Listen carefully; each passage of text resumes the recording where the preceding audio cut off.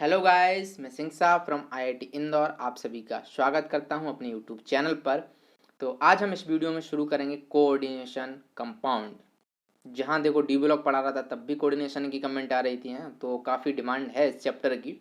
और ये टफ भी लगता है क्योंकि काफ़ी बड़ा भी है और इसमें काफ़ी थ्योरी भी है, oneness theory, crystal field theory, valence bond theory.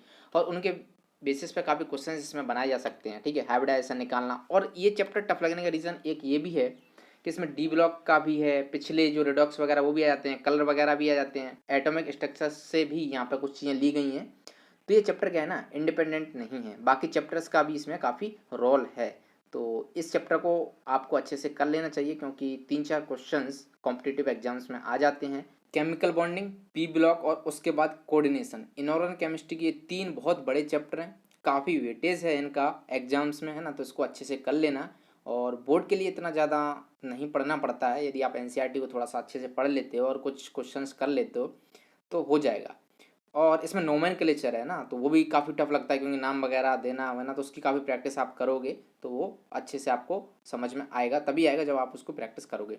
और मैं इसको एकदम बेसिक से कवर करूँगा, तो जिस तरीके से मैं पढ़ा रहा हूँ, जो चीज़ मैं बोल रहा हूँ उसको आप कर लीजिएगा तो आपके सारे बेसिक अच्छे से कवर हो जाएंगे। और उसके बाद आप ऑब्जेक्टिव की प्रैक्टिस कर लीजिएगा तो जिससे आपकी जेईई या नीट की तैयारी भी हो जाएगी। ओके। और किसी भी तरीके की कोई भी आपको प्रॉब्लम आ रही है या कोई टॉपिक आपको समझ में नहीं आ रहा है तो यूट्यूब में एक कमेंट नाम का ऑप्शन होता है ना, तो आप वहाँ पे जाके कमेंट करके मुझे बता दीजिएगा, तो मैं यदि लगता है मुझे कि ज़्यादा स्टूडेंट की वो डिमांड है तो मैं उस पर वीडियो बना दूंगा। ओके। एक और लास्ट बात, ये जो चैप्टर है इसके आप नोट्स ज़रूर बनाएं क्योंकि मैंने काफ़ी चीज़ें हैं वहाँ पे बताई हुई हैं। और अच्छे से नोट्स बनाने के बाद उसको समराइज़ करें, शॉर्ट नोट बनाएं क्योंकि इस चैप्टर में काफ़ी चीज़ हैं जिसको आपको याद करना होगा और वो एक बार में याद नहीं होंगी, है ना, बार बार उसको भूल सकते हैं। तो वो सारी चीज़ें अपने अनुसार कि किस चीज़ में आपको दिक्कत आ रही है और आपको लगता है ये चीज़ मैं भूल जाऊँगा तो उसको अच्छे से लिखिएगा और काफ़ी बार उसको रिवाइज़ कीजिएगा। जैसे EDTA उसका क्या फॉर्मूला होता है, क्या नेम होता है, क्या चार्ज होता है, कौन सा लिगेंड है वो, तो ये सारी चीज़ें छोटी छोटी चीज़ें बट बहुत काम की चीज़ें। तो उम्मीद करता हूँ वो सारी चीज़ें आप अच्छे से कर लोगे तभी इस चैप्टर पर आप फुल कमांड कर पाओगे, है ना। काफ़ी इंपॉर्टेंट चैप्टर है और इनऑर्गेनिक केमिस्ट्री का last and most important chapter ये है। ओके, तो ठीक है, फिर हम करते हैं वीडियो को शुरू। तो आज हम इस वीडियो में शुरू कर रहे हैं क्लास 12 केमिस्ट्री का चैप्टर 9। देख सकते हो आप, यूनिट 9 कोऑर्डिनेशन कंपाउंड। ठीक है, इससे पहले ये लास्ट चैप्टर है पार्ट 1 का। केमिस्ट्री 2 पार्ट में डिवाइडेड है, पार्ट 1 और पार्ट 2। तो पार्ट 2 तो कंप्लीट है पूरी तरीके से और ये पार्ट 1 का लास्ट चैप्टर है। इससे पहले हमने चैप्टर 8 को कंप्लीट किया था, D and F block. I hope कि वो आपने अच्छे से कवर कर लिया है और सारे वीडियो इसके मेंबरशिप स्टूडेंट को मिल गए होंगे। तो जिन्होंने अभी तक मेंबरशिप नहीं ली है तो वो मेंबरशिप ले सकते हैं। मेरा व्हाट्सएप नंबर है 9009155849। ठीक है, आपको जरूर फायदा होगा मेंबरशिप लेने के बाद। तो चलिए पहले तो हम इस चैप्टर का इंपॉर्टेंस जान लेते हैं कि कितना इंपॉर्टेंट है ये चैप्टर, है ना। तो कुछ स्टूडेंट होते हैं जो केवल बोर्ड्स की प्रिपरेशन कर रहे होते हैं तो उसमें तो ऑफकोर्स इससे क्वेश्चन आते ही आते हैं। यदि हम बात करें कॉम्पिटिटिव एग्जाम्स जैसे जेई है या नीट है, ठीक है, तो जेई और नीट, तो जेई में 2 एग्जाम होते हैं, एक तो मेंस होता है, तो मेंस में भी इससे 1 या 2 क्वेश्चंस पूछ लिए जाते हैं। यदि हम बात करें जेई एडवांस आईआईटी जेई की, है ना, तो उसमें 3 से 5 क्वेश्चन तक इस चैप्टर से पूछ लिए जाते हैं। तो आप समझ सकते हो इसका कितना वेटेज है। और नीट में 1 से 3 तक क्वेश्चन इस चैप्टर से पूछ लिए जाते हैं, समझ सकते हो, है ना। और ये जो चैप्टर है ना, काफी स्कोरिंग चैप्टर है। यदि आपकी एक बार इस पर कमांड हो गई तो समझो क्वेश्चन एग्जाम में हो जाएगा। तो चलिए अपन इसको शुरू करते हैं। मैं एकदम बेसिक से, बिल्कुल बेसिक से चलूंगा, इसमें सारी चीजें आपको बताऊंगा, तो अच्छे से फोकस बनाए रखिएगा। यदि आपकी इस पर गुड कमांड हो जाती है तब आपके जो क्वेश्चंस होंगे एग्जाम्स में वो तुरंत बन जाएंगे। ओके, तो मैं एनसीईआरटी के सीक्वेंस के आधार पर नहीं चल रहा हूँ, जैसे कि यहाँ पे दिया है 9.1 पहले, तो oneness theory of coordination compound, है ना, ये थ्योरेटिकल पोर्शन है। तो इसको मैं बाद में कवर करूंगा क्योंकि हमें पहले पता होना चाहिए कि ये कोऑर्डिनेशन कंपाउंड क्या होते हैं, उसमें क्या क्या टर्मिनोलॉजी यूज होती है ना। तो सबसे पहले हम देखेंगे 9.2 और उसके बाद देखेंगे हम 9.1। ओके, तो आई होप कि आपको कोई प्रॉब्लम नहीं होगी। तो 9.2 में हम क्या देखेंगे, definitions of some important terms. कुछ टर्म्स होते हैं उनकी क्या डेफिनेशन होती है जो कोऑर्डिनेशन कंपाउंड में यूज होते हैं। क्योंकि आपको यदि वही नहीं पता होगा, मैं बोलूंगा कि लिगेंड ये है, कोऑर्डिनेशन नंबर ये है ना, सेंट्रल मेटल कौन सा है, उसका चार्ज ऑक्सीडेशन वगैरह क्या है, यदि वो सारी चीजें आपको नहीं पता होगी तो आपको पूरे चैप्टर में प्रॉब्लम आने वाली है। ठीक है, तो इस चीज में एक एक चीज जो मैं बता रहा हूँ काफी इंपॉर्टेंट है, उसको नोट करते जाइएगा प्रॉपर तरीके से। मैं शुद्ध हिंदी में बता रहा हूँ उसकी डेफिनेशन, जिससे आपको कोई भी यहाँ पे जो एनसीईआरटी में लिखा हुआ है उसमें कोई भी कंफ्यूजन ना रहे। तो आप काफी टर्म यहाँ पे देख सकते हो कि कोऑर्डिनेशन एंटिटी क्या होती है, सेंट्रल एटम क्या होता है, लिगेंड्स क्या होते हैं। फिर लिगेंड्स के बारे में मैं अलग से आपको बताऊंगा, काफी चीजें यहाँ पे दी हुई हैं, यूनिडेंटेड लिगेंड, डाइडेंटेड, पॉलीडेंटेड, है ना, एम्बीडेंटेड, ये सारी चीजें हम देखेंगे। फिर इसके बाद ये कोऑर्डिनेशन नंबर क्या होते हैं, कोऑर्डिनेशन स्पेयर क्या होता है, कोऑर्डिनेशन पॉलीहेड्रन के स्ट्रक्चर्स वगैरह क्या होते हैं, then oxidation number of central atom क्या होता है, और होमोलैप्टिक एंड हेटेरोलैप्टिक कॉम्प्लेक्सेस क्या होते हैं। सारे के सारे टर्म काफी आसान हैं, ठीक है। तो चलिए हम शुरू करते हैं, ध्यान से देखिएगा। तो सबसे पहले हम स्टार्ट करते हैं एडिशन कंपाउंड्स, है ना। तो जानते हैं कि ये एडिशन कंपाउंड क्या होते हैं, ऐसे कंपाउंड्स जो एक या दो सिंपल कंपाउंड के मिक्सचर हैं। जैसे सिंपल कंपाउंड क्या होता है, NaCl, यदि NaCl को आप पानी में डालोगे तो Na+ या फिर Na+ एंड Cl- में टूट जाएगा, एक एक कैटायन और एनायन आ रहा है, ठीक है। तो ये हो गया एडिशन कंपाउंड। अब यहां से जो एडिशन कंपाउंड हैं ये दो तरीके के होते हैं। कितने तरीके के होते हैं, दो तरीके के। एक को हम बोलते हैं डबल सॉल्ट और दूसरे को बोलते हैं हम कोऑर्डिनेशन कंपाउंड। ये क्या है, डबल सॉल्ट। इस डबल सॉल्ट को हम मिक्स्ड सॉल्ट भी बोलते हैं, तो ये भी आपको पता होना चाहिए। अब बात करें हम डबल सॉल्ट की और कोऑर्डिनेशन कंपाउंड की, इन दोनों में क्या अंतर है। तो ये जो डबल सॉल्ट है, यदि आप इसको पानी में डालोगे तो उसके आयन डिसोशिएट हो जाएंगे पूरी तरीके से। जब कोऑर्डिनेशन कंपाउंड को पानी में डालोगे तो वो डिसोशिएट नहीं होंगे। जैसे यदि आप इसकी डेफिनेशन देखना चाहो तो आप डेफिनेशन देख सकते हो, double salt, ions present in double salt, ठीक है, ions present in double salt lose their identity in solution. तो इस डबल सॉल्ट में जो आयन होते हैं वो अपनी आइडेंटिटी लूज कर देते हैं जैसे ही सॉल्यूशन में जाते हैं, ठीक है। बट यदि हम बात करें कोऑर्डिनेशन कंपाउंड की तो यहां पर ऐसा नहीं होता है। The ions retain their identity in solution, जो आयन की आइडेंटिटी है वो सॉल्यूशन में वैसी ही रहती है, ओके। और इसकी दूसरी डेफिनेशन आप देखना चाहो तो इस तरीके से देख सकते हो, जो एनसीईआरटी में दी हुई है, dissociate into simple ions completely when dissolve in water. जब आप डबल सॉल्ट को पानी में डालोगे तो वो कंप्लीटली डिसोशिएट हो जाएंगे पानी में। बट यहां पर ऐसा नहीं होगा, डू नॉट डिसोशिएट कंप्लीटली। इसको समझेंगे, बिल्कुल भी सिंपल मतलब टफ नहीं है ये, ठीक है। तो एग्जांपल समझने की कोशिश करेंगे। पहले तो हम डबल सॉल्ट के कुछ एग्जांपल्स ले लेते हैं। तो यहाँ पे पहला एग्जांपल दिया है मोर सॉल्ट। मोर सॉल्ट क्या होता है, FeSO4 यानी FeSO4 और अमोनियम सल्फेट, ठीक है, ferrous sulphate and ammonium sulphate .6H2O। तो आप देख रहे हैं इससे बना है, सिंपल नॉर्मल सॉल्ट 1 2 इनके मिक्सर से बना हुआ है, इसलिए हम इसको क्या बोलते हैं, डबल सॉल्ट या फिर मिक्स सॉल्ट। नेक्स्ट इसका जो एग्जांपल है वो है पोटास एलम। ये आपको याद होना चाहिए, एनसीईआरटी में दिए हुए हैं और एग्जाम में पूछा जा सकता है। व्हाट इज मोर सॉल्ट एक नंबर में, व्हाट इज पोटास एलम एक नंबर है। कॉम्पिटेटिव एग्जाम में भी ये पूछे जा सकते हैं, एनसीईआरटी में दिए हुए हैं, तो ये काफी इंपॉर्टेंट है। एनसीईआरटी में फॉर्मूला दिया है जो कि मुझे थोड़ा सा अजीब सा लगता है, KlSO4 12H2 है ना। तो ये समझ में नहीं आ रहा कैसे क्या याद करें, तो इसको इस तरीके से देखिएगा, potassium sulphate dot aluminium sulphate dot 24H2O। तो इसमें 2 का मल्टीप्लाई कर दो तो वापस से ये आ जाएगा, है ना। तो यहाँ पे बेसिकली कितने 2 पोटेशियम है और सल्फेट कितने 4 और एल्यूमिनियम कितने 2। तो बेसिकली डिवाइड करोगे तो वापस से ये मिल जाएगा। तो इस तरीके से आप देख सकते हो, potassium sulphate aluminium sulphate dot 24H2O is known as potash alum. Simple सी बात है। नेक्स्ट एग्जांपल इसका दिया है एनसीईआरटी में, कार्नालाइट। क्या दिया है, कार्नालाइट, ओके। तो कार्नालाइट ये होता है KCl.MgCl2 ये क्या है, कार्नालाइट। तो ये आपको सब याद होना चाहिए और कोऑर्डिनेशन कंपाउंड में ये एग्जांपल यहाँ पे दिया हुआ है। अब डेफिनेशन को समझने की कोशिश कीजिएगा। एक एग्जांपल समझते हैं, जैसे ये है, जब आप इसको पानी में डालोगे, आपने इसको क्या किया, पानी में डाल दिया, है ना, कुछ भी था यहाँ पे उसमें पानी में डाल दिया। अब ये उसमें कंप्लीटली डिसोशिएट हो जाएगा, यानी कि आपको वहां पे K+, Cl-, Mg+ और अगेन ये तो Cl- है, तो ये तीनों आयन वहां पे मिल जाएंगे।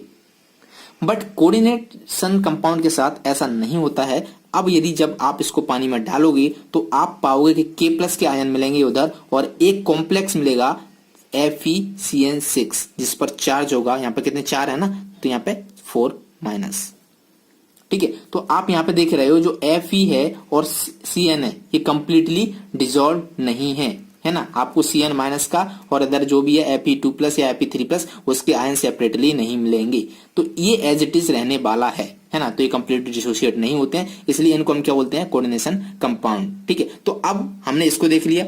डबल सॉल्ट क्या होता है, कोऑर्डिनेशन कंपाउंड क्या होता है। अब इसकी जो टर्मिनोलॉजी है उसको समझने की कोशिश करेंगे। तो सबसे पहले आप इसको नोट डाउन कर लीजिएगा, काफी इंपॉर्टेंट है, स्क्रीनशॉट ले लीजिएगा। ओके, ले लिया होगा, इसका भी स्क्रीनशॉट ले लो। ठीक है, अब बढ़ते हैं हम आगे। अब समझते हैं कोऑर्डिनेशन कंपाउंड को एक एग्जांपल से। ठीक है, तो अच्छे से समझने की कोशिश करिएगा ध्यान से, काफी इंपॉर्टेंट है। तो मैं एक एग्जांपल ले लेता हूं पहले। K4 potassium, then FeCN bracket में 6 ये। ठीक है, तो आप ध्यान से देखो, ये जो पूरा स्पेयर आपको दिखाई दे रहा है, ये वाला,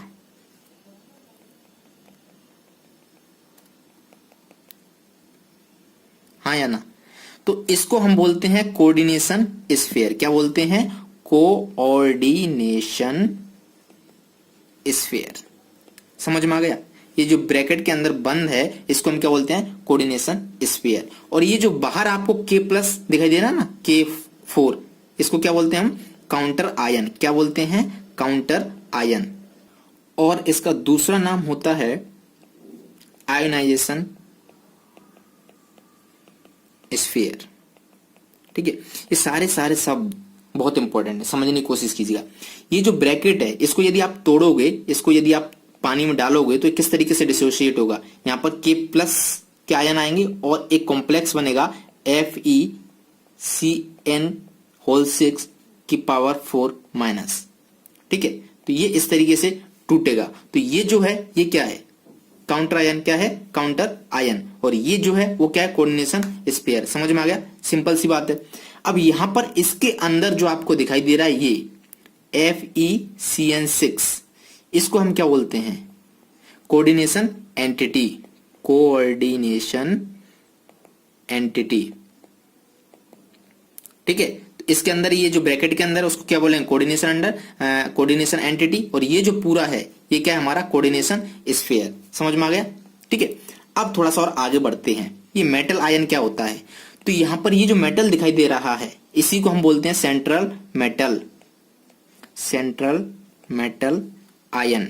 ठीक है, ये जनरली डी ब्लॉक का होता है। डी ब्लॉक का क्यों होता है, क्योंकि डी ब्लॉक में जो ट्रांजिशन मेटल होते हैं उनके पास काफी डी ऑर्बिटल्स खाली रहते हैं। अब यहां से ये जो CN है इसके साथ कोऑर्डिनेट बॉन्ड बनाता है, इसको हम बोलते हैं लिगेंड। क्या बोलते हैं, लिगेंड। समझ में आ गया।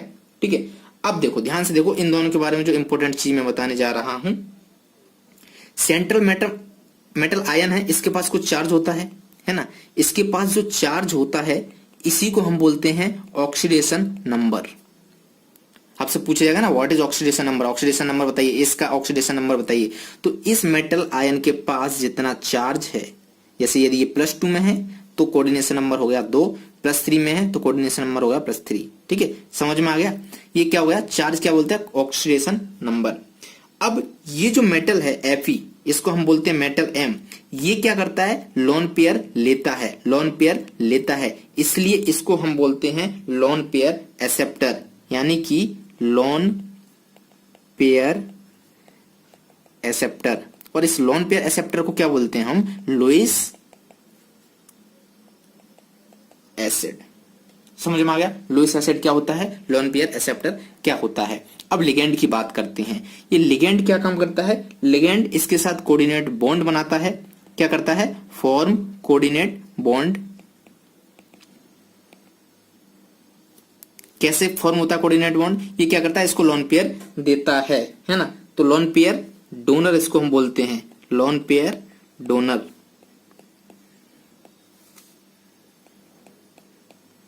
ये सारी चीजें लिखते जाइएगा ना, मैं और आगे एक बार फिर से इसको एक्सप्लेन करूंगा। ठीक है, तो जो लोन पेयर देता है उसको हम क्या बोलते हैं, लुईस बेस। समझ में आ गई। तो हमने क्या क्या चीज देखी, ध्यान से देखो, फिर से देखो। ये हमारा एक कोऑर्डिनेशन कंपाउंड है, इसमें ये जो कॉम्प्लेक्स है पूरा दिखाई दे रहा है बैक्टीरिया के अंदर, इसको हम बोलते हैं कोऑर्डिनेशन स्फीयर। और ये जो बाहर है कोऑर्डिनेशन स्फीयर के बाहर, उसको हम बोलते हैं counter ion, right, counter ion. ठीक है, तो जब आप पानी में डालोगे तो ये कुछ इस तरीके से K+ और एक कॉम्प्लेक्स बनाएगा। तो ये हमने देखा, इसको पूरे को हम कोऑर्डिनेशन स्फीयर बोलते हैं। और इसके अंदर जो है FeCN6, इसको क्या बोलते हैं, कोऑर्डिनेशन एंटिटी। अब यहाँ पे जो Fe है इसको सेंट्रल मेटल आयन बोलते हैं, और जो CN है इसको हम लिगेंड बोलते हैं। लिगेंड का भी हो सकते हैं, और भी एग्जाम्पल हो सकते हैं। यहाँ पे साइनाइड है ना, तो आप Cl- ले सकते हो, यानी H2O भी ले सकते हो, CO भी ले सकते हो। तो काफी ये सब क्या है, किसके एग्जाम्पल है, लिगेंड के।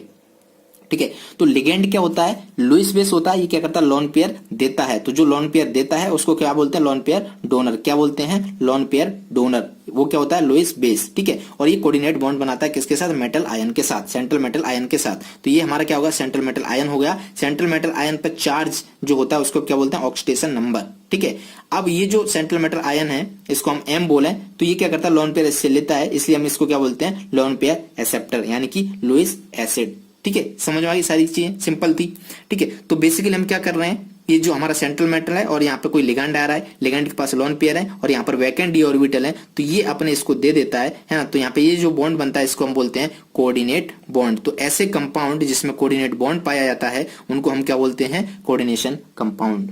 समझ में आ गई, सिंपल सी चीज। यहाँ पे कोऑर्डिनेट बॉन्ड बन रहा है तो इसको हम क्या बोले, कोऑर्डिनेशन कंपाउंड। ठीक है, अब ये क्या कर रहा है, लोन पेयर दे रहा है। तो आपको पता है जैसे NH3 यहाँ पे लोन पेयर होते हैं, तो ये क्या करता है, लोन पेयर देता है। ठीक है, तो इसको हम क्या बोलते हैं, लुईस बेस। ये लोन पेयर दे रहा है इसलिए हम इसको क्या बोलेंगे, लुईस बेस। लुईस बेस क्या होते हैं, जो लोन पेयर देता है। लोन पेयर देता है उसको क्या बोलते हैं, लोन पेयर डोनर। ठीक है, जो लोन पेयर देता है, लोन पेयर क्या होता है, 2 इलेक्ट्रॉन के पेयर है ना। तो जो लोन पेयर देता है उसको हम क्या बोलते हैं, लोन पेयर डोनर। और जो लेता है उसको हम क्या बोलते हैं, lone pair acceptor. Lone pair acceptor, समझ में? तो ये क्या हुआ, लोन पेयर एक्सेप्टर हुआ। लोन पेयर एक्सेप्ट कर रहा है इसलिए इसको हम क्या बोलते हैं, लुईस एसिड। अब आपको कोई कंफ्यूजन नहीं रहना चाहिए कि लुईस एसिड क्या होता है, लुईस बेस क्या होता है। लुईस बेस वो होता है जो लोन पेयर देता है, उसको हम लोन पेयर डोनर भी बोलते हैं। लुईस एसिड क्या होता है, जो लोन पेयर लेता है, उसको हम लोन पेयर एक्सेप्टर ही बोलते हैं। तो बेसिकली देख सकते हो ये अमीर है, ये गरीब है, या फिर इसको भिखारी बोल सकते हैं। तो कोई भी आके इसको देता है और ये लेता रहता है। ठीक है, सिंपल सी बात। क्यों लेता रहता है, क्योंकि ये ट्रांजिशन मेटल है और इसके पास डी ऑर्बिटल होते हैं काफी खाली, है ना, तो जिनको इलेक्ट्रॉन की जरूरत पड़ती है। समझ में आ गया, तो ये बहुत सिंपल था। ठीक है, तो ये हमारा कॉम्प्लेक्स था। अब कॉम्प्लेक्स जो है यहाँ पे हम देख रहे हैं, इसके पास क्या चार्ज है, नेगेटिव चार्ज है ना। तो इसको हम क्या बोलेंगे, एन आयनिक कॉम्प्लेक्स। तो टाइप्स ऑफ कॉम्प्लेक्स की बात कर लेते हैं। किसकी बात कर रहे हैं हम, types of complex. Complex 3 type से होते हैं। यदि उन पे चार्ज है तो उसको हम क्या बोलेंगे, कैटायनिक या फिर एनायनिक, और चार्ज नहीं है तो उसको हम क्या बोलेंगे, न्यूट्रल। तो हम पहला एग्जांपल लेते हैं यहाँ पर न्यूट्रल का। न्यूट्रल, न्यूट्रल मतलब उस पर कोई भी चार्ज नहीं है। तो इसका एग्जांपल कोई बता सकते हो, ऐसा कौन सा कॉम्प्लेक्स है जो न्यूट्रल है, तो जिस पर कोई चार्ज नहीं है। तो यहाँ पे ये जो एग्जांपल है वो है इसका FeCO5, राइट। तो इस पर कोई भी चार्ज नहीं है इसलिए क्या हो गया, न्यूट्रल कॉम्प्लेक्स हो गया। अब सेकंड एग्जांपल की बात करते हैं। Second example cationic complex, जिस पर क्या हो, कैट आयन, पॉजिटिव चार्ज हो। क्या हो, पॉजिटिव चार्ज हो। तो इसका जो एग्जांपल है वो लिख सकते हो COEN का होल थ्राइस और यहाँ पर Cl3। ठीक है, अब ये कैटायनिक कैसे है, नजर नहीं आ रहा आपको। तो देखो Cl के पास क्या चार्ज होता है, नेगेटिव होता है, तो इसके पास क्या आएगा, पॉजिटिव। जैसे ही आप इसको पानी में डालोगे तो यहां से जो कॉम्प्लेक्स मिलेगा वो क्या होगा, COEN3+3। इसमें कंफ्यूज मत होना, ये EN क्या है, ये लिगेंड है ना। आप किस टाइप के कौन से लिगेंड है इसको हम अभी देखेंगे, वो सबसे इंपॉर्टेंट पार्ट है, तो उसको अच्छे से कवर करेंगे। सबसे पहले हम थोड़ी सी बेसिक चीजें देख रहे हैं अभी, फिर उसके बाद आता है आयोनिक कॉम्प्लेक्स। ये जो आयोनिक कॉम्प्लेक्स है वो क्या होता है, जिसपे क्या हो, नेगेटिव चार्ज हो, है ना। तो नेगेटिव चार्ज के लिए अभी हमने यहाँ पे एग्जांपल देखा था, वो क्या था, K4FeCN6। ये हमारा कोऑर्डिनेशन कंपाउंड है। तो जब आप इसको पानी में डालोगे तो कुछ इस तरीके से होगा, FeCN6 और यहाँ पे क्या आ जाएगा, चार्ज 4-। तो आप देख रहे हो नेगेटिव चार्ज है, इस पे पॉजिटिव चार्ज है। तो नेगेटिव चार्ज है इसलिए आयोनिक कॉम्प्लेक्स, है ना, और इस पे पॉजिटिव चार्ज है इसलिए ये कैटायनिक, आयोनिक नहीं, एन आयोनिक, सॉरी ये गलत बोल दिया मैंने, एन आयोनिक, है ना। नेगेटिव को क्या बोलते हैं, एन आयन बोलते हैं ना। तो ये क्या होगा, एन आयोनिक कॉम्प्लेक्स, और इस पे पॉजिटिव चार्ज है इसलिए इसको क्या बोलेंगे, कैटायनिक कॉम्प्लेक्स, और इस पे कोई भी चार्ज नहीं इसको क्या बोलेंगे, न्यूट्रल कॉम्प्लेक्स। समझ में आ गई, सिंपल सी बात। तो स्क्रीनशॉट ले लीजिएगा इसका, हम आगे बढ़ते हैं। अब हम देखते हैं एनसीईआरटी में अगेन एक और लास्ट टर्मिनोलॉजी जो दी हुई है वो भी हमें पता होना चाहिए। कॉम्प्लेक्स होते हैं 2 तरीके के, होमोलैप्टिक, ठीक है, वो चार्ज के बेसिस पे थे, अभी हमने देखे थे, होमोलैप्टिक कॉम्प्लेक्स, एंड एक होता है हेटेरोलैप्टिक कॉम्प्लेक्सेस। ठीक है, तो नाम से ही पता है, क्या पता है कि यहाँ पे होमो आ रहा है, यानी होमो का क्या मतलब होता है, सेम, और हेटेरो मतलब डिफरेंट। ठीक है, तो यहां से डेफिनेशन बन जाती है। तो अब सेम क्या होना चाहिए, यदि सभी लिगेंड्स सेम है ना, ऑल लिगेंड्स आर सेम, तब इसको हम क्या बोलेंगे कि ये होमोलैप्टिक कॉम्प्लेक्स है। यदि सभी लिगेंड सेम नहीं है तब इसको हम क्या बोलेंगे कि ये हेट्रोलैप्टिक कॉम्प्लेक्स है। All ligands are not same.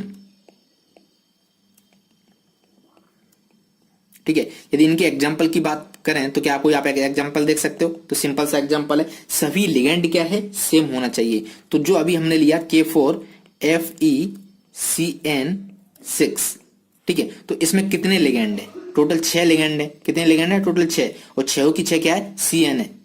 6 की 6 क्या है, CN है, तो सभी सेम है, इसलिए हम इसको क्या बोलेंगे, होमोलैप्टिक कॉम्प्लेक्स। यदि यहाँ पे एग्जाम्पल लें तो क्या हो सकता है, CONS35Cl और इधर ले लो Cl2, है ना। तो अब आप देख रहे हो यहाँ पे टोटल नंबर ऑफ लिगेंड कितने, 6 लिगेंड है, जिसमें से 5 क्या है, NH3 और एक क्या है, Cl, यानी कि सभी के सभी लिगेंड क्या है, सेम नहीं है। यदि ये 6 के 6 NH3 होते तब ये होमोलैप्टिक होता, यदि 6 के 6 Cl होते तब ये होमोलैप्टिक होता। अभी दोनों ही अलग अलग हैं, मतलब सेम नहीं है, तो इसलिए हम इसको हेट्रोलैप्टिक कॉम्प्लेक्स बोलेंगे।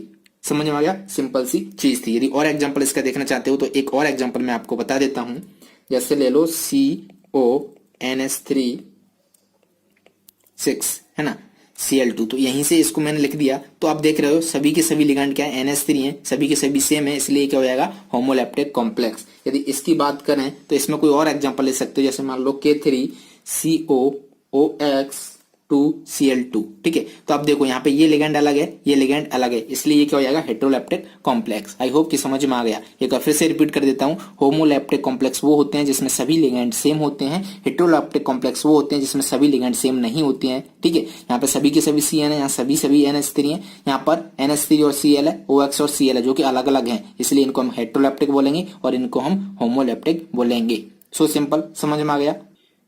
अब हम आगे बढ़ते हैं, लिगेंड्स के बारे में जानते हैं। तो सबसे पहले हम देखते हैं डेंटिसिटी ऑफ लिगेंड, है ना। ये डेंटिसिटी क्या होती है, काफी इंपॉर्टेंट है, एनसीईआरटी में भी अच्छे से दी हुई है, हम उसको एनसीईआरटी से भी दिखेंगे अभी। The number of donor atoms which can simultaneously bond to central metal, ठीक है, ऐसे कितने डोनर एटम हैं जो एक साथ सेंट्रल मेटल से बॉन्ड बना सकते हैं, उसको हम बोलते हैं डेंटिसिटी ऑफ लिगेंड, है ना। तो जैसे मैं बात करूं, यदि डेंटिसिटी 1 है या 2 है या फिर 3 है, होती जाएगी, कितनी भी हो सकती है, ठीक है। तो ये जब डेंटिसिटी 1 होती है तब उसको हम बोलते हैं यूनिडेंटेड लिगेंड। क्या बोलते हैं, यूनिडेंटेड लिगेंड, ठीक है। जब 2 है तब उसको क्या बोलते हैं हम, डाइडेंटेड लिगेंड, ठीक है। जब 3 है या फिर उससे ज्यादा है, 2 3 बहुत सारी होती रहेगी ना, तो इसलिए इस तरीके से हम इसको क्या बोलेंगे, पॉलीडेंटेड। समझ में आ गया, सिंपल है। तो डेंटिसिटी की डेफिनेशन क्या हुई, the number of donor atoms which can simultaneously bond to a central metal, ठीक है। तो जैसे मान लो यदि उसकी डेंटिसिटी 1 है तब उसको यूनिडेंटेड बोलेंगे, जब 2 है तब डाइडेंटेड बोलेंगे, और जब 2 से ज्यादा है तो उसको पॉलीडेंटेड बोलेंगे। जैसे मैं एक एग्जांपल लेता हूं, जैसे मैंने लिया कोई एग्जांपल NH3, ठीक है। तो एक ही एटम है इसमें लिगेंड में जो डोनेट कर सकता है मेटल को, राइट। तो इसकी डेंसिटी कितनी हुई, 1, तो इसलिए इसको क्या बोलेंगे, यूनिडेंटेड। यदि मैं बात करूं NH3CH2 NH3, हाँ या ना, तब यहां पर 2 एटम हैं जो एक साथ मेटल को डोनेट कर सकते हैं, एटम सॉरी लोन पेयर, है ना। तो इसने भी लोन पेयर डोनेट किया, इसने भी डोनेट किया, तो 2 एटम एक साथ एक ही लिगेंड में डोनेट कर रहे हैं, इसलिए इसको हम क्या बोलेंगे, डाइडेंटेड। इसी तरीके से 3 4 5 होते जाएंगे तो उनको हम क्या बोलेंगे, पॉलीडेंटेड। सिंपल सी बात है। तो डेंटिसिटी ऑफ लिगेंड समझ में आ गई आपको, इनका मतलब समझ में आ गया, यूनिडेंटेड, डाइडेंटेड और पॉलीडेंटेड क्या होते हैं। अब थोड़ा सा इसके आगे बढ़ते हैं, चैलेट लिगेंड। ये चैलेट लिगेंड क्या होते हैं, व्हेन अ डाई और पॉलीडेंटेड लिगेंड यूजेस इट्स 2 और more donor atoms to bind a single metal ion is called chelate ligand, it make rings. इसका मतलब समझिएगा, ये कह रहे हैं कि जब भी डाइडेंटेड या उससे ज्यादा, तो मैं एक डाइडेंटेड का एग्जांपल ले लेता हूं, अभी मैंने लिया था NH2 है और इधर CH2 और ये NH2, ये क्या है, डाइडेंटेड लिगेंड है, क्योंकि यहां से और यहां से दोनों जगह से ये क्या कर सकता है, डोनेट कर सकता है, बॉन्ड बना सकता है मेटल के साथ। तो ये हमारा मेटल है, ठीक है। अब ये यहाँ से लोन पेयर देगा तो ये बॉन्ड बना लिया, और इसने ये बॉन्ड बना लिया। अब चैलेट लिगेंड क्या होता है, ऐसे लिगेंड, ठीक है, चैलेट लिगेंड वही होते हैं जो डाइडेंटेड या उससे ज्यादा हो, जिसकी डेंटिसिटी 2 से ज्यादा हो, है ना, और वो क्या करें, एक साथ बॉन्ड बनाए मेटल के साथ। तो आप देख रहे हो ये भी बना रहा है, ये भी बना रहा है, और ये क्या करते हैं, रिंग बना रहे हैं। आप देख रहे हो ना, ये एक रिंग सी बन रही है ना। तो इसको हम बोलते हैं चैलेट इफेक्ट, चैलेसन इफेक्ट, समझ में आ गया। इसको हम क्या बोलते हैं, चैलेट लिगेंड। और ये जो चैलेट लिगेंड इसके साथ डायरेक्ट एक साथ जो कोऑर्डिनेट बॉन्ड बना रहा है, इसको हम बोलते हैं चैलेसन इफेक्ट। अब एक और लिगेंड का टाइप होता है जिसको हम बोलते हैं एम्बीडेंटल लिगेंड, यानी कि ligand which can Liggett through 2 different atoms.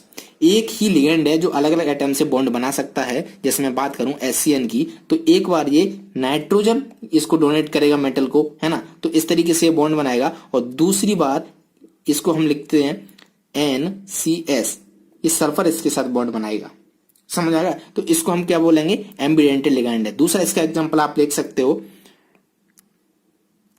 NO2-, ठीक है। तो NO2 इस तरीके से मान लो, तो इसमें एक बार N M के साथ बॉन्ड बनाएगा और दूसरी बार O M के साथ बॉन्ड बनाएगा, यानी कि दोनों ही बॉन्ड बना सकते हैं M के साथ, इसलिए इसको हम क्या बोलते हैं, एम्बीडेंटेड लिगेंड। आई होप कि सारी चीज क्लियर हो गई होगी। ये सारी चीजों को स्क्रीनशॉट ले लो, पहले इसका लो, डेंटिसिटी ऑफ लिगेंड क्या होती है, फिर इसका भी ले लो, चैलेट लिगेंड क्या होते हैं, देन एम्बीडेंट लिगेंड क्या होते हैं। तीनों के स्क्रीनशॉट लेके नोट करके लिख लीजिएगा। अब हम चलते हैं हमारी प्यारी एनसीईआरटी की तरफ। अब मैं एनसीईआरटी आपको समझाऊंगा तो अच्छे से समझ में आ जाएगी, ठीक है। ये सारी चीजें आपने अच्छे से नोट कर ली होंगी। तो पहले थोड़ा सा मैं इसको इरेज कर देता हूं, ठीक है, फटाफट देखते जाइएगा।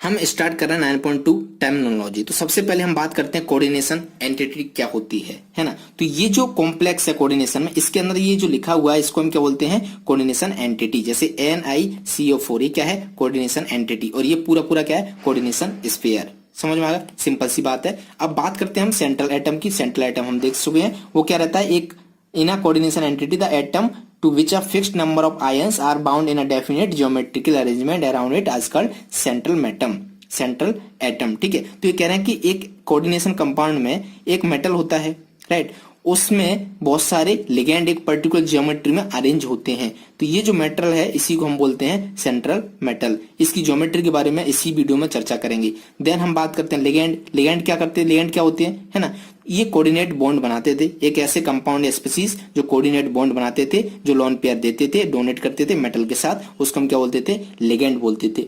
ये लिगेंड के कुछ एग्जांपल है, जैसे H2O है, Cl- है, NH3 है ना, और बड़े बड़े प्रोटीन भी हो सकते हैं, ये भी हो सकता है, ये भी हो सकता है, ठीक है। तो क्या लिगेंड के कुछ एग्जांपल्स हैं। अब इसमें हम थोड़ा सा देखते हैं लिगेंड के बारे में कि ये डाइडेंटेड क्या होता है, यूनिडेंटेड क्या होता है। तो यूनिडेंटेड लिगेंड का मतलब क्या है, जिसकी डेंटिसिटी 1 हो, है ना, जैसे Cl- केवल एक ही बॉन्ड बनाएगा, जैसे H2O केवल एक ही एटम है जो डोनेट करके एक बॉन्ड बनाएगा, NH3, राइट, सिंपल सी बात है। तो ये क्या होगा, यूनिडेंटेड हो गए।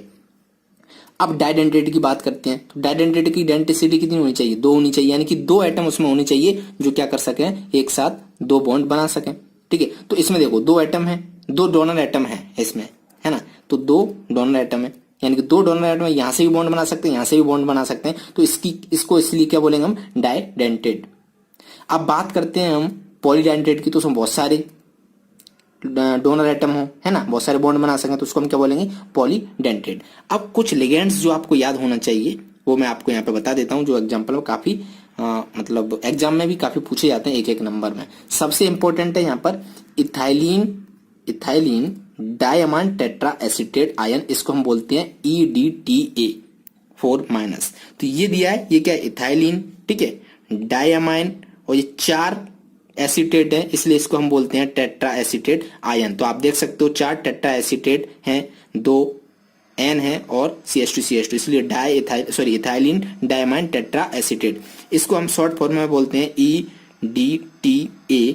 इसका चार्ज कितना है, 1 2 3 4, यहाँ पे नेगेटिव, यहाँ पे नेगेटिव, यहाँ पे नेगेटिव, यहाँ पे नेगेटिव, 4-, है ना। तो EDTA का आपको स्ट्रक्चर पता होना चाहिए, आपको ये पता होना चाहिए कि इसकी डेंसिटी कितनी है, ठीक है, और इसका फुल फॉर्म तो आपको पता ही होना चाहिए। तो ethylene diamine tetra acetate, simple सी बात है। तो ये क्या, एक पॉलीडेंटेड लिगेंड है। इसकी डेंटिसिटी कितनी होती है, हेक्साडेंटेड लिगेंड, है ना, डेंटिसिटी कितनी है इसकी, 6, इसलिए इसको हम क्या बोलते हैं, हेक्साडेंटेड लिगेंड।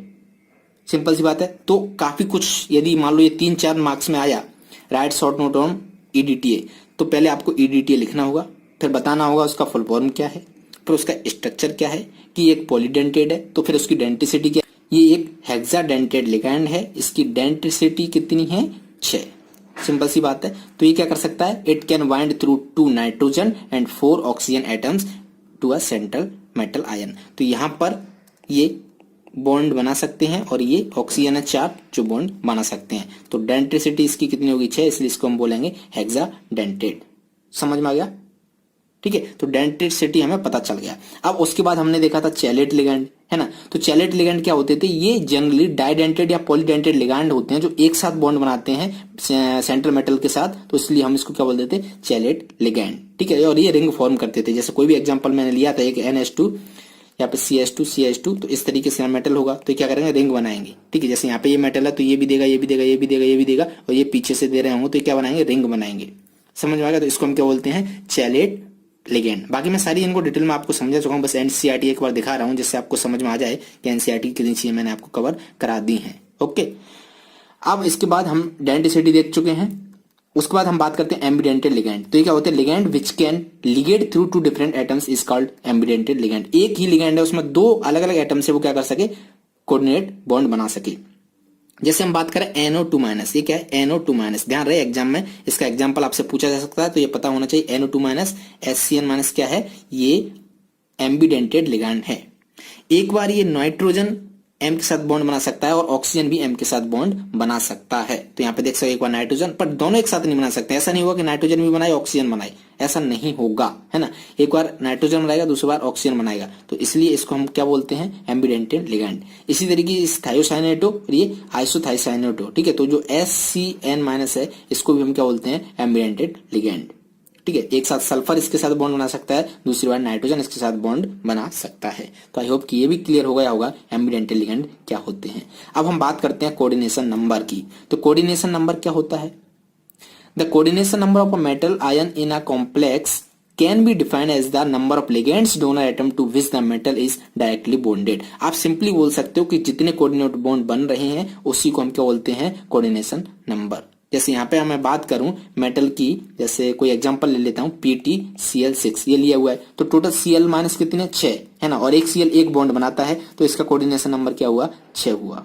जैसे बात करूं मैं यहाँ NH3 है, कितने NH3 है, 4, एक NH3 एक बॉन्ड बनाता है, यानी कि ये मोनोडेंटेड है, तो इसलिए इसकी कोऑर्डिनेशन नंबर कितना हो गया, 4, ठीक है। अब इसकी बात करूं तो इसमें कितने क्या बताओगे आप, तो आप कुछ लोग जिनको डेफिनेशन इसकी सही से नहीं पता होगा तो वो देखेंगे कि लिगेंड क्या है, C2O4 है, ठीक है, और 3 लिगेंड है, तो आप वहां फटाक से लिख दोगे कोऑर्डिनेशन नंबर 3, तो ये गलत हो जाएगा, पाप, है ना। तो आपको सही पता होना चाहिए, ये जो लिगेंड यहाँ पर ले रहे हैं C2O4, ये ऑक्सिलेट है और इसकी जो डेंसिटी है वो कितनी होती है, 2 होती है।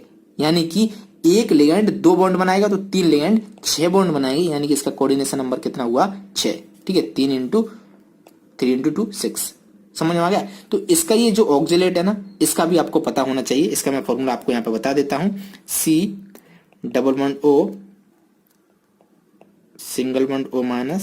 C_O, ये क्या होता है, ऑक्सिलेट होता है C2O4 2-, ठीक है। इसका जो डेंसिटी है वो कितना है, 2, इसलिए इसको हम क्या बोलते हैं, डाइडेंटेड,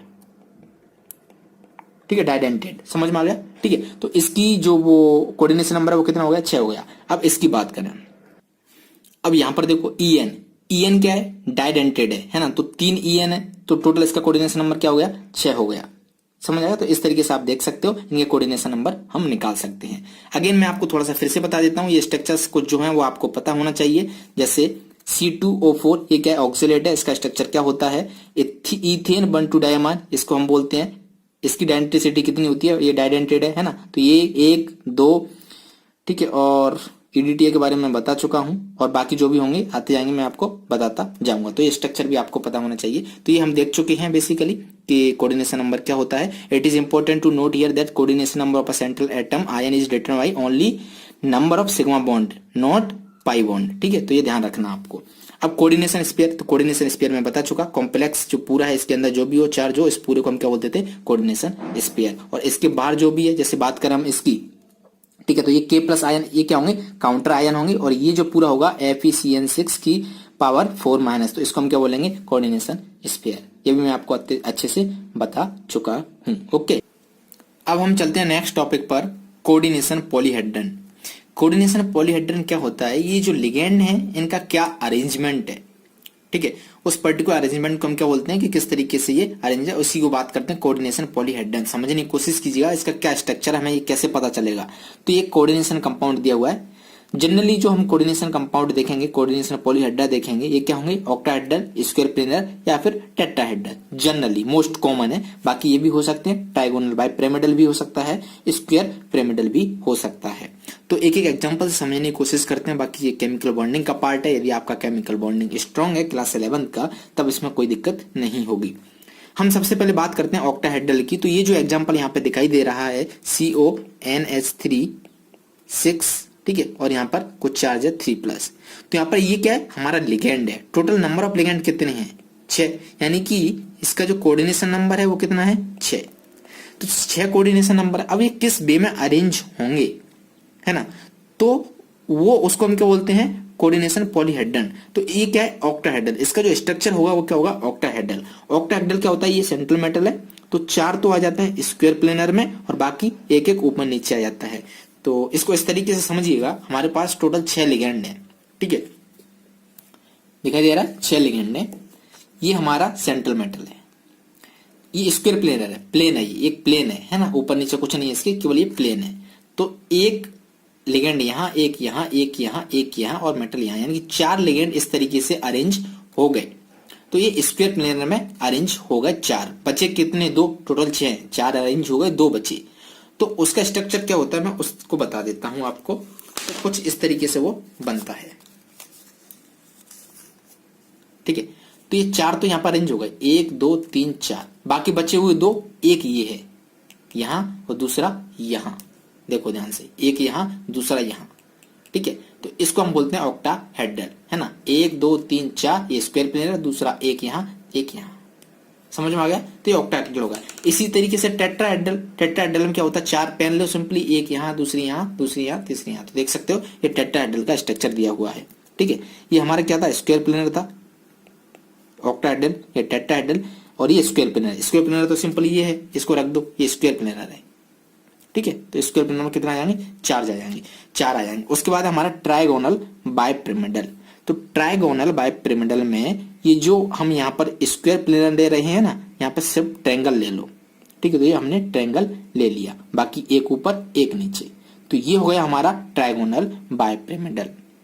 फिर उसके बाद हमारा स्क्वायर बाइपिरामिडल। तो ये हमने स्क्वायर ले लिया, ये हमारा स्क्वायर है और इस पे एक ही लगा रहे हैं, है ना। तो एक हमने लगा दिया, ये हमारा स्क्वायर है, इस पे एक हमने लगा दिया, तो इसलिए इसको हम क्या बोलेंगे, स्क्वायर बाइपिरामिडल। समझ में आ गया। तो यहाँ पर यदि हम एक और लगा दें, तो पहले देखो 4 और 1 5 थे, तब हम उसको क्या बोल रहे थे, स्क्वायर पिरामिडल। अब एक और लगा दिया यानी कि 6 हो गए, तो वापस से क्या बन जाएगा, ऑक्टाहेड्रल। सिंपल सी बात है, समझ में आ गया। अब हमारा नेक्स्ट टॉपिक है ऑक्सीडेशन नंबर। तो सिंपली मैंने बताया था, जो मेटल आयन है उस पर कितना चार्ज है उसको हम क्या बोलते हैं, ऑक्सीडेशन नंबर। जैसे यहाँ पे आप बात करो Cu, है ना, वो किसमें, +1 में है, और इसको हम इस तरीके से लिखते हैं Cu1 रोमन में, ठीक है, रोमन न्यूमेरिकल में इसको हम लिखते हैं। तो यहाँ पर कॉपर का जो चार्ज है वो क्या है, +1। सारे चार्ज हटा दो, जैसे मान लो CuCN4 और यहाँ पर कितना है 3-, ठीक है। यदि आपको इसका ऑक्सीडेशन नंबर निकालना है तो कैसे निकालोगे, कैलकुलेट करते हैं। इसका हम मान लेते हैं x, ठीक है। तो कॉपर का ऑक्सीडेशन नंबर क्या हो गया, x हो गया। साइनाइड का कितना होता है, Cn-1 होता है। तो साइनाइड का होता है -1, और कितने साइनाइड है यहाँ पे 4, तो × 4, और नेट चार्ज कितना है कॉम्प्लेक्स पे, -3, तो यहाँ पे -3। इसको सॉल्व करके x की वैल्यू निकालो, वही हमारा क्या होगा, कॉपर का ऑक्सीडेशन नंबर होगा, कॉपर का चार्ज होगा। तो x ये कितना होगा, -4 = -3, -4 को उधर ले जाओगे तो x = 4 - 3 यानी कि 1। तो आप इस तरीके से हम इसको निकाल सकते हैं। नेक्स्ट टॉपिक हमारा होमोलैप्टिक एंड हेटेरोलैप्टिक कॉम्प्लेक्सेस। तो काफी सिंपल है। होमोलैप्टिक क्या होता है, जिसमें same kind of donor groups हो, यानी कि सेम लिगेंड हो। जैसे NH3 है तो सारे के सारे NH3 ही हैं, इसलिए इसको हम क्या बोलेंगे, होमोलैप्टिक कॉम्प्लेक्स। यदि हम हेटेरोलैप्टिक कॉम्प्लेक्स की बात करें तो यहाँ पर लिगेंड क्या होते हैं, अलग अलग होते हैं। जैसे NH3Cl, ठीक है। तो देख सकते हो दो लिगेंड यहाँ पे अलग अलग हैं, तो इसलिए हम इसको क्या बोलेंगे, हेटेरोलैप्टिक। तो ये सारी चीजें मैं समझा चुका था, एक बार फिर से आपको रिपीट किया जिससे एनसीईआरटी आपकी कवर हो जाए, ठीक है। तो हमारा 9.2 यहाँ पे कंप्लीट हो गया। ओके, अब हम चलते हैं 9.1 की तरफ। अब हम शुरू करते हैं 9.1 Werner's theory of coordination compound. Coordination compound में ये जो टॉपिक है 9.1, ये सबसे आसान टॉपिक है, बहुत आसान है, ठीक है। तो इसको समझिएगा और काफी इंपॉर्टेंट है, इससे डायरेक्टली क्वेश्चन पूछ लिए जाते हैं। देखने में क्वेश्चन बड़ा होता है बट आंसर्स काफी आसान होते हैं। जैसे मैंने आपको सीबीएसई बोर्ड का सैंपल पेपर कराया था, तो वहां पे भी 2 क्वेश्चन यहाँ से थे उसमें डायरेक्ट, राइट। तो चलिए हम देखते हैं। तो बर्नर से क्या किया, प्राइमरी वैलेंसी और सेकेंडरी वैलेंसी का कॉन्सेप्ट दिया था।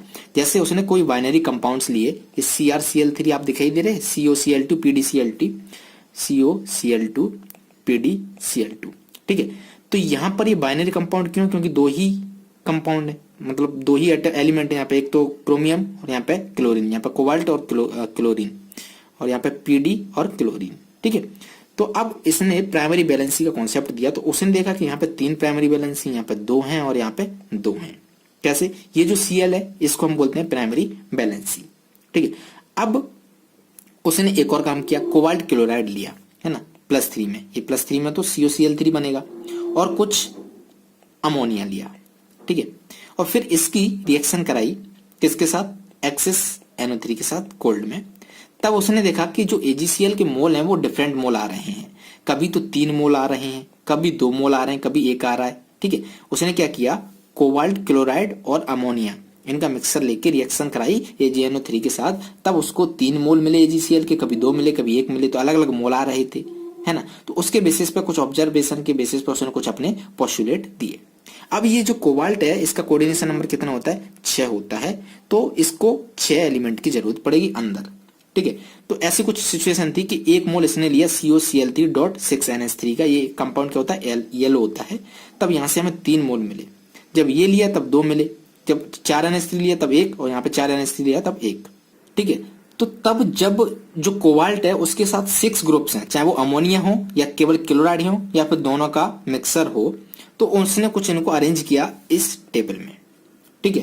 Where the atoms within the square brackets form a single entity which does not dissociate under the reaction condition. Single entity हमने देखे थे, ये जो कॉम्प्लेक्स है इसके अंदर कुछ भी कितने भी आयन हो, जैसे FeCN3, ठीक है, और यहाँ पे K4, तो ये एज इट इज रहता था, कॉम्प्लेक्स डिसोशिएट नहीं होता था, इसकी सिंगल एंटिटी रहती थी। बट ये K+ जैसे Ag, और आप ऐसे देखा था ना K2SO4, FeSO4, तो ये डिसोशिएट हो जाते थे। हमें क्या मिलता था, Fe अलग से मिलता था, K अलग से मिलता था और SO4 अलग से मिलता था। बट यहाँ पर नहीं रहता था, यहाँ पर यदि FeCN6 है, ये कॉम्प्लेक्स है, तो ये एज इट इज रहेगा। तो इसको हम क्या बोलेंगे, सिंगल एंटिटी है इसकी। समझ में आ गई, सिंपल सी बात है। थोड़ा सा और आगे बढ़ते हैं, ठीक है। तो अब देखो उसने क्या किया, उनको अरेंज किया जो हमने पहले लिए।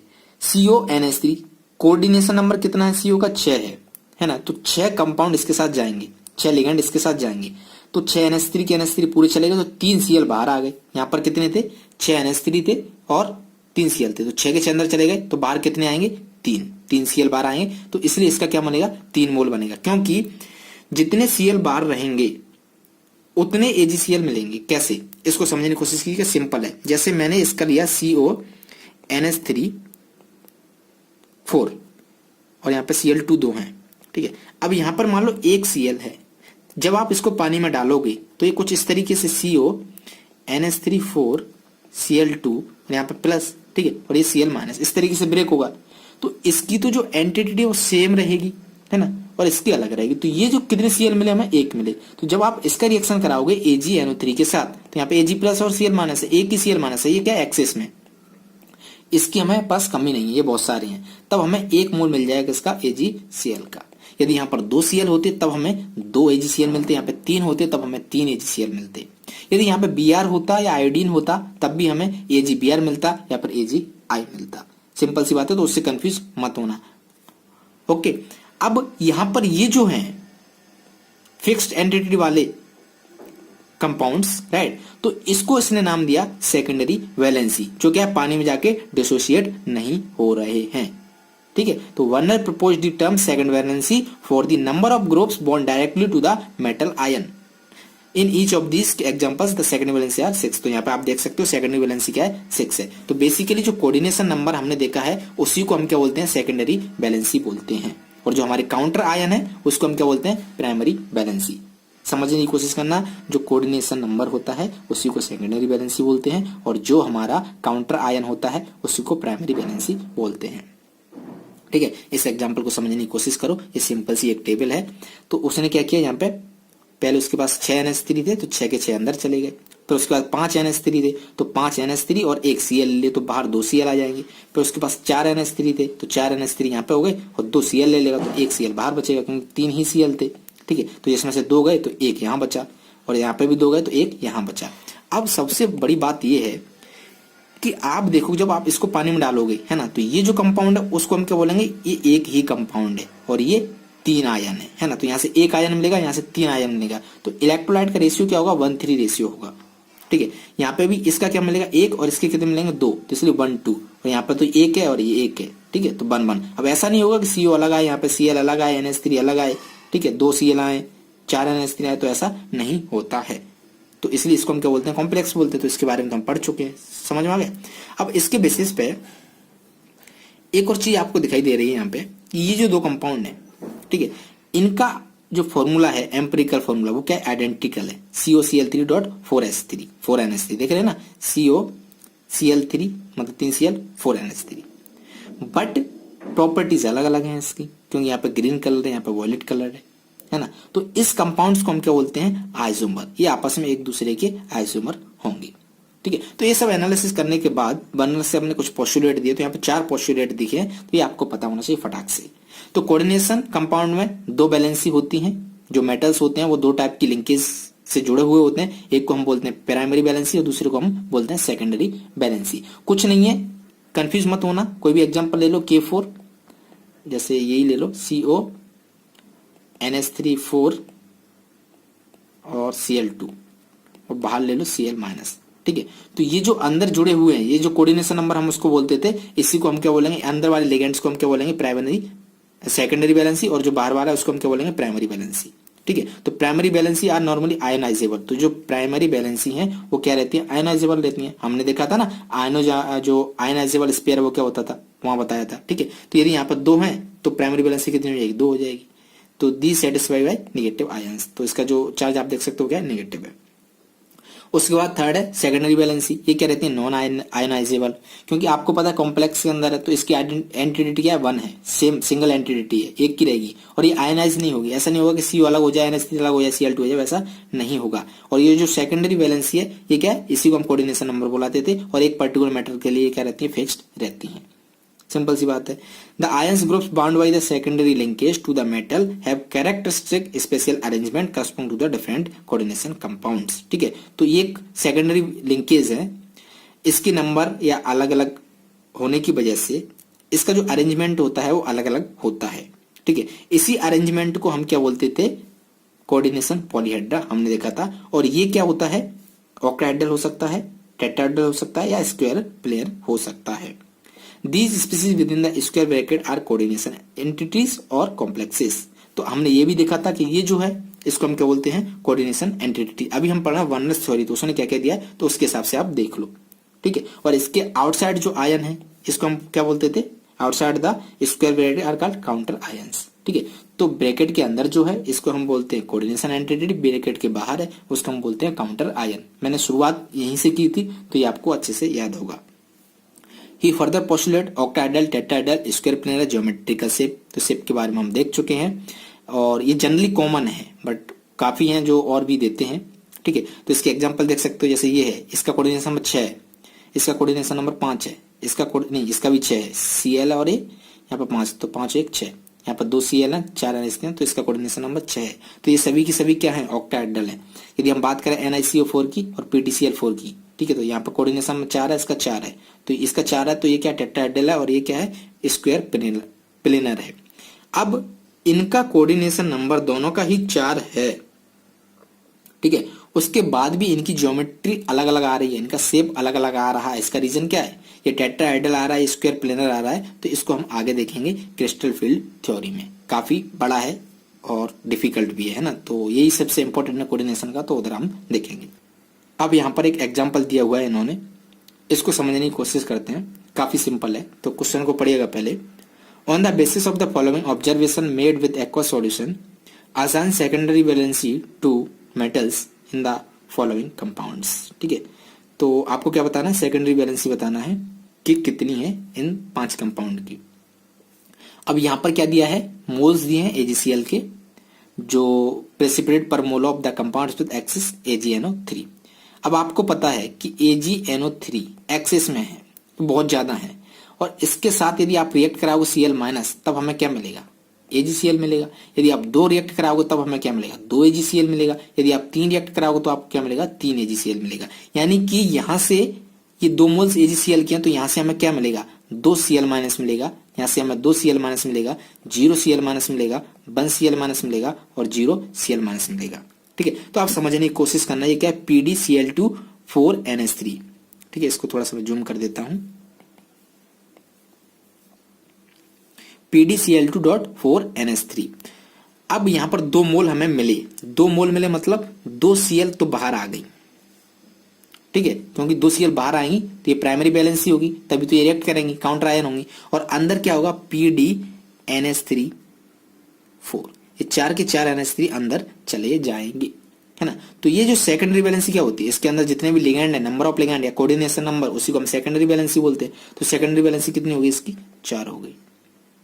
समझ, प्राइमरी बैलेंसी कितनी होगी, 2 हो गई। यदि इलेक्ट्रोलाइट का रेशियो देखोगे तो इसकी आइडेंटिटी 1 है और इसकी 2, तो 1 और 2 है ना, 1 आयन ये, 2 आयन ये, इलेक्ट्रोलाइटिक रेशियो। समझ आएगा, तो इसकी सेकेंडरी बैलेंस क्या होगी, 4। यदि हम इसकी बात करते हैं तो यहां से भी हमें 2 Cl मिल रही हैं, तो 2 Cl बाहर आ जाएंगे और अंदर कितने पहुंच जाएंगे, 6 के 6 H2O पहुंच जाएंगे, यानी कि NiH2O6 ब्रैकेट और बाहर आ जाएंगे 2 Cl2। ठीक है, तो आगे नहीं, ये जो है कितने हैं लिगेंड, 6 की 6 लिगेंड है, तो कोऑर्डिनेशन नंबर क्या है इसका, 6। कोऑर्डिनेशन नंबर 6 है, इसी को हम बोलते हैं सेकेंडरी बैलेंसी, है ना। और बाहर ये क्या है, प्राइमरी बैलेंसी। तो अगेन आप इसका रेशियो देखोगे तो ये जो है, ये 1 आयन रहेगा और ये 2 आयन रहेगा, तो 1:2 रेशियो। समझ आ गया। और टोटल नंबर ऑफ आयन्स कितने रहेंगे, 3 रहेंगे। एक क्वेश्चन में आपको इसके बाद एग्जाम्पल की बात देता हूं, तो आपसे मैं पूछूंगा वहां पर कि किसकी कंडक्टिविटी ज्यादा रहेगी। ठीक है, अब हम थर्ड की बात करते हैं, तो यहां पर हमें 0 Cl, एक भी Cl नहीं मिल रहा है, यानी कि सारे के सारे Cl अंदर रहेंगे। तो 2 HCl है और 4 Cl है, तो ये कंपाउंड कैसे बनेगा, PtCl4, चारों के 4 Cl अंदर और 2 HCl है, तो दोनों के दोनों HCl भी अंदर। ठीक है, तो इस तरीके से बन जाएगा। तो इसकी बैलेंस कितनी हो जाएगी, 6 हो जाएगी, और बाहर कुछ है ही नहीं, तो ये केवल एक ही आयन यहाँ पे मिलेगा। इसकी बात करें तो 1 Cl इधर बाहर है, इसको थोड़ा सा इरेज कर देते हैं,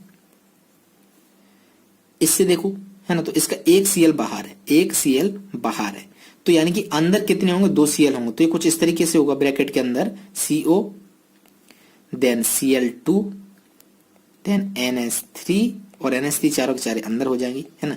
तो 1 2 और 4 ये, यानी कि टोटल नंबर ऑफ लिगेंड्स कितने, 6। इसका कोऑर्डिनेशन नंबर कितना, 6, है ना। अंदर कितने ये बॉन्ड बना रहे हैं, 6 बना रहे हैं, तो ये हमारी सेकेंडरी बैलेंसी कितनी हो जाएगी, इसकी 6 हो जाएगी। तो फोर्थ वाले का आंसर क्या हो जाएगा, 6, और बाहर बचा हमारा 1 Cl। ठीक है, तो अब यदि आप देखो तो इसका जो रेशियो है वो कितना होगा, 1:1, यानी कि 2 आयन होंगे, एक ये वाला पूरा आयन, दूसरा ये वाला।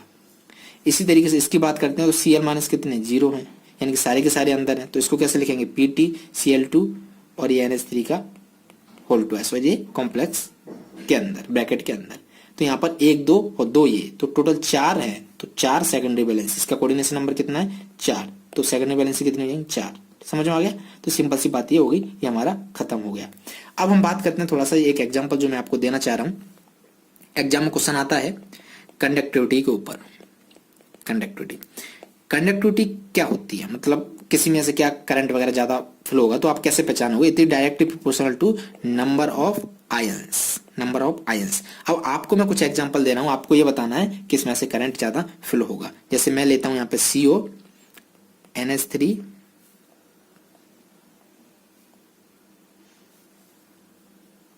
4 Cl2 और बाहर ले लेता हूं मैं 1 Cl।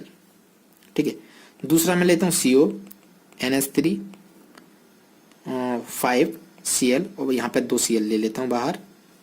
फिर एक लेता हूं मैं CO NH3 3 Cl3 अंदर के अंदर, यहाँ पे एक भी बाहर नहीं है। फिर एक लेता हूँ मैं CONH3 6 और 3 Cl बाहर है। ठीक है, तो आपको बताना है कि कंडक्टिविटी किसकी ज्यादा होगी। ओके, तो आपको ये पता होना चाहिए कि जब आप पानी में डालोगे, सॉल्यूशन में डालोगे आपको, है ना, इसमें पानी में आप डालोगे तो जो सॉल्यूशन होगा तो ये किस तरीके से स्प्लिट होगा। तो इसकी आइडेंटिटी एक रहेगी, यानी कि यहां से हमें मिलेगा CONH3 Cl2, यहाँ पे प्लस चार्ज और ये Cl माइनस, यानी कि 2 आयन मिलेंगे। तो यहां से हमें कितने आयन मिले? 2। इसकी बात करते हैं तो ये किस तरीके से स्प्लिट होगा। CO ये पूरा अंदर as it is NH3 Cl और यहाँ पे हमें 2 Cl माइनस मिलेंगे। ठीक है, तो यहाँ पे टोटल कितने आयन मिले? एक आयन ये है और 2 आयन ये है, तो 2 आयन इधर मिल गए। इसको जब आप पानी में डालोगे तो ये स्प्लिट होगा CONH3 Cl3 as it is, एक ही, और कुछ है ही नहीं, यहाँ पे 0 आयन है ना, तो यहाँ पर हमें एक ही आयन है, ये दूसरा है ही नहीं। फिर इसकी बात करते हैं, जब आप इसको पानी में डालोगे तो ये स्प्लिट होगा CONH3 6, ठीक है, और प्लस 3 Cl माइनस, तो 3 आयन ये हैं और एक आयन ये है, तो ये हो गए 4। आपसे ये भी पूछा जा सकता है कितने आयन होंगे, है ना, तो 2 ये 1 ये 4 ये, तो इस तरीके से स्प्लिट होंगे। अब कंडक्टिविटी सबसे ज्यादा किसकी होगी? जिसमें सबसे ज्यादा आयन है, तो इसमें सबसे ज्यादा आयन है तो इसकी कंडक्टिविटी ज्यादा हो जाएगी। इस तरीके से आप इसको कर सकते हैं। ओके, अब यहाँ पे Cl की जगह ये ब्रोमीन और आयोडीन का भी यूज कर सकते हैं, है ना। तो आपसे पूछा सकता है कि व्हाइट पीपीटी किसका बनेगा, येलो पीपीटी किसका बनेगा। तो आपको कुछ कलर्स हैं जो याद होने चाहिए, जो मैं आपको बता देता हूँ। ये जो AgCl होता है इसका कलर क्या होता है? व्हाइट, सफेद, ठीक है। और जो AgBr होता है इसका होता है पेल येलो, और जो AgI होता है इसका होता है येलो। ये कलर आपको पता होना चाहिए। तो अभी मैंने ये एक्स्ट्रा बता रहा हूँ, JEE और नीट के स्टूडेंट के लिए काफी इंपॉर्टेंट ये है, बोर्ड के लिए भी है, क्योंकि ये क्वेश्चन जो है इस टाइप का क्वेश्चन सैंपल पेपर में था। ठीक है, तो मुझे लगा कि बता देना चाहिए, क्योंकि एनसीईआरटी में ऐसा कुछ दिया नहीं था। ओके, तो आई होप कि ये सारी चीजें समझ में आ गई होंगी। ओके, तो अभी हमने इस वीडियो में 2 चीजें कवर कर ली हैं। पहला हमने ये देख लिया था बर्नर्स थ्योरी क्या होगी, और उसका एग्जाम्पल्स पूरा देख लिया था, और दूसरा हमने ये देखा था डेफिनेशंस क्या होगी। ठीक है, इसके बाद एक छोटी चीज जो पैराग्राफ यहाँ पे आपको दिखाई दे रहा है, पढ़ा चुका हूं मैं इसको, बस थोड़ा सा और बता देता हूं। तो यहाँ पे ये पूछे डबल सॉल्ट और कॉम्प्लेक्स में क्या अंतर होता है। तो देखो, both double salts as well as complexes are formed by the combination of 2 और more stable compounds in stoichiometric ratio.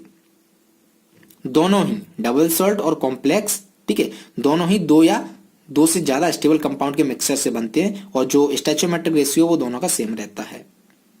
But फिर दोनों में अंतर क्या है? ये तो सेम चीज होगी, अंतर क्या है? अंतर ये है कि जो डबल सॉल्ट है वो डिसोशिएट कंप्लीटली हो जाते हैं, और कॉम्प्लेक्स है वो कंप्लीटली डिसोशिएट नहीं होते हैं। हमने एग्जांपल भी देखे थे डबल सॉल्ट के, ये मोर सॉल्ट का फॉर्मूला है, ये पोटास एल्यूमिनियम का फॉर्मूला है, और ये कार्नेलाइट का फॉर्मूला है। जब आप इसको पानी में डालोगे, है ना, तो यहाँ से आपको आयरन, सल्फेट, अमोनियम, ये सारी चीजें मिल जाएंगी। बट आप इसको डालोगे, है ना, तो यहाँ पे आपको एक ये मिलेगा, दूसरा K+ मिलेगा, ना कि आपको Fe2+ और Cl- मिलेंगे, है ना। तो इसको हमने अच्छे से डेप्थ में देखा था। ठीक है, तो आई होप कि ये सारी चीजें क्लियर हो गई होंगी, और ये सब पढ़ने की आपको कोई आवश्यकता नहीं है, ये कोई नहीं पूछता है।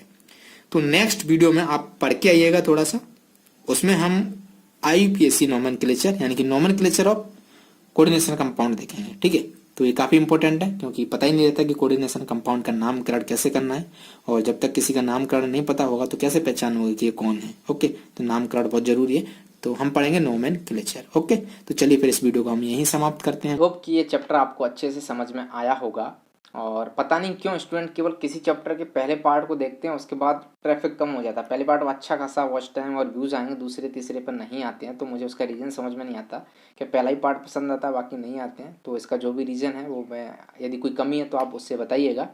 और इस वीडियो को यदि आपको लगता है पसंद आया है, थोड़ी भी आपकी हेल्प हुई है, तो लाइक कर दीजिएगा और अपने दोस्तों को शेयर कर दीजिएगा, जिससे उनको भी हेल्प मिल जाएगी।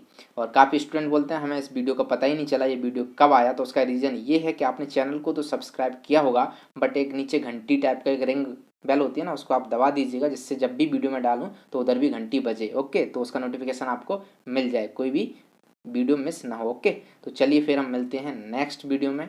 Bye bye.